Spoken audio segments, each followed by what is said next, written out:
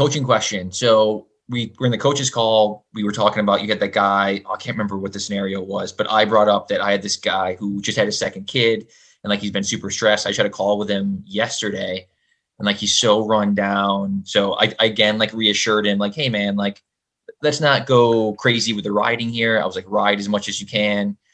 And he had these two interesting things he said to me. He was like, one, I don't really want any workouts on the calendar. He's like, I'd rather just kind of want to just ride for like 2 weeks. So I was like, all right. I was like, I think we should try to do something in there. Like when we can, I was like, let's reevaluate. But he was like, and I don't really know if I want to do the workouts that you're giving me. Can you give me like a go-to workout that I should do if I feel good? And I don't know. I didn't really know how to answer that. I was like, I think you should try to do, some of like, we're going towards something. So at least try to do a little bit of what's on the calendar. But I just kind of I was curious as to like what your thoughts were on that. Yeah. Did you ask him why? Why does he not want workouts on the calendar?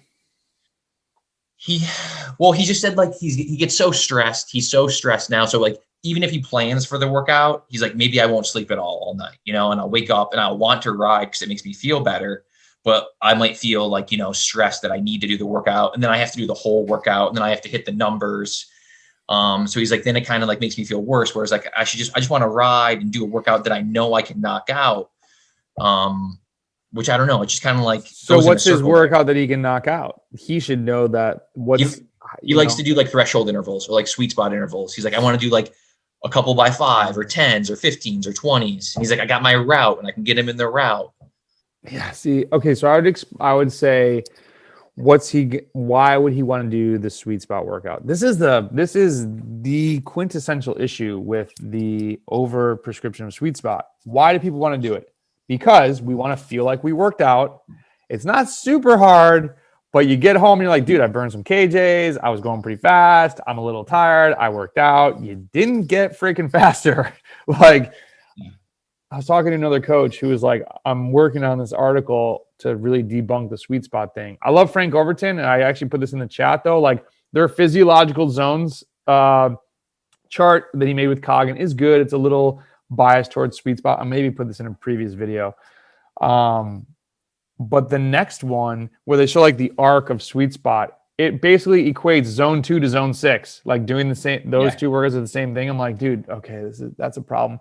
So there's another coach out there that's going to put something on, so I don't want to steal his thunder.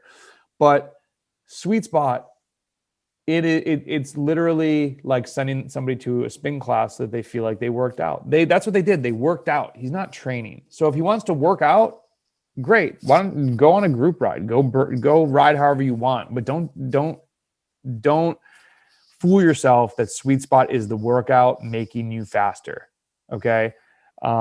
Unless he was a triathlete where a lot of them, all they're going to do in their race is ride at 90 to 95% threshold for however long their triathlon is, then great. He's probably not that. So I would say, okay, you got to work with the athlete. And not saying that from a business standpoint, saying that from like, if someone's not motivated to do something, they're not going to do it. And I always say, how can I best help this person right now? So he doesn't want a ton of structure, but he kind of wants some workouts. And so he doesn't want to follow you saying, well, why don't we look at where we're trying to go and insert those workouts?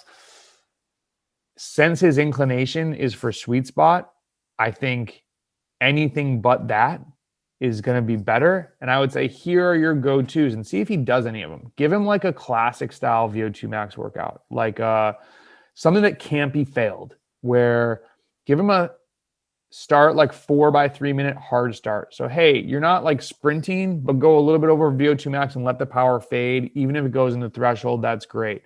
There's no specific target, so he can't fail. It's not like he's going to stop after the first one. Give him, if you're feeling really good, look at his PD curve. Find a couple holes in there and be like, yo, dude, can you crush any PRs on this? Third one, what are 3 local KOMs that you want that you're kind of close to? And get them to go hard. I mean, there are coaches out there that for VO2 max, they don't even prescribe. I don't agree with this for a bunch of reasons we won't get into, but they don't prescribe a ton of wattages for short duration stuff if they're doing I don't really like starting at 2 minutes, but like 3 minutes is usually the minimum I'll give. Like 3 to 4 minute, pace it and go super deep. I think targets help people, but they're also more in the camp of like hard starting to like kick in the VO2 max response so that you're sooner. But just tell him to go for a KOM, he's going to VO2 max. He's going to go super hard. And so I think those 3 ways. Now, granted, if I don't know this guy's history, if he just had done a ton of VO2 max, that might not be the route. But since his inclination is sweet spot, it sounds like the classic, like, I mean, the more and more people that are coming in the door that are just like, I've been doing so much sweet spot, but people are recognizing it now. They're like, I'm not getting faster. I'm definitely working out. What's going on? VO2 max camp, like, and just introduce them to it. Similar to what we're doing with you, man. It's not a diss. It's like, that's why also, okay. I have a couple that I don't mark as lactate clearance. They're doing that, and I can send you these. Like one is actually, if you look in some of my, just in the Training Peaks, Google in the workout library, I've made like make the break. One is really hard that I haven't actually done myself, but it's called, I think I call it like over the top and win. It's like when the attacks start flying and you have to chase a guy and you realize he's not going hard enough and you have to drop him, and then it gets going fast and it happens all over again. That's a really fun one. Give them some that are not like, hey, this is a 2 by whatever, or this is a 3 by this. Even the name of a workout sometimes changes how people look at it. Dude, it's funny you say that because it's just clicking right now that when I give people straight VO2 max, like whatever, 5 by 4, whatever, we have more discussions about those. But when I name them something different, when it's like, oh, this is like a CX race start simulation or something, they're like, dude, that workout was so much fun. That was awesome. Yeah. That's a really good point. Now I'm thinking maybe we need to make up our own names for things. But like, yeah, when you can get someone to start thinking about themselves in the race, in the workout, and not that I'm doing a VO2 max workout. This is a great topic, dude. Actually, visualizing, like when I'm doing a 5 by 5 and then say I can find a climb, I am no doubt thinking that I'm in a race, and some, like, you get to 2.5 minutes, I'm like, I want to stop. And I'm like, it's racing, dude. Just go. And the chips fall where they fall. Like if you crush it, you crush it. If you don't, like, you still went super deep and that's what you had. People are so micro on the workouts. I fail. I don't mind failing. I don't know. It just doesn't bother me. I'm like, didn't have a day. Like yesterday, the target was like 400 or 415 watts. I think the first one was great. The second one was good. The third one was at like 390. And I was like, cool. That happens. And I think the third one or the fourth one was like 380. And I started hitting hills. And I just kind of was like, like I'm not going to win or lose because of that. I didn't have to, like, there are some workouts that, this is probably bad to pose because I don't want people to think that the workouts don't matter. I think stressing and obsessing over it. Like, had I had it and wanted to go super deep, I could have done 400 in each. But I know that, like, crushing myself yesterday was not the point of it. It was just tolerate lactate. Go out and ride so that when it kind of stings, you're like, oh yeah, I'm used to this. Is okay. I'm cool with this. Maybe I'm getting soft.